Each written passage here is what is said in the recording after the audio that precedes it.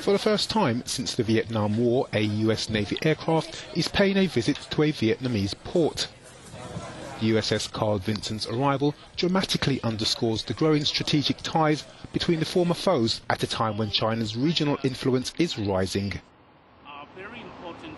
In terms of security, both countries certainly share substantial common interest in the containment of China in view of the territorial dispute between China and Vietnam.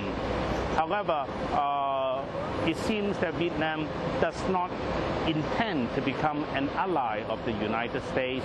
It is basically a kind of hedging strategy, a kind of balance of power strategy. The ship's mission, a friendship visit that includes technical exchanges, sports matches and other community activities. The arrival of the USS Carl Vinson today marks the first U.S. aircraft carrier to visit Vietnam since the end of the Vietnam War. Danang was also a major staging point for the American effort back then, so it holds a lot of symbolism as a sign of growing security ties between Washington and Hanoi. It's also a strong signal to China, which is building its military in the South China Sea and enforcing its territorial claims to most of it. Just today, China announced it will increase defense spending by another 8%.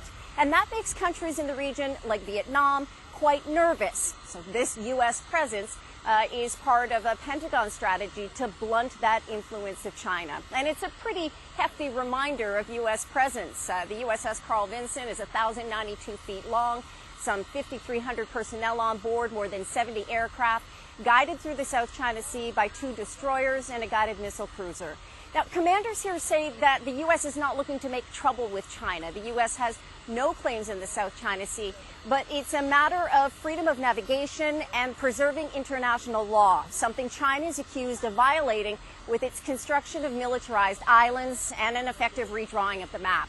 This visit is slated to last for 4 days, and it will not go unnoticed by Beijing. Janice Mackey for NBC News, Da Nang, Vietnam.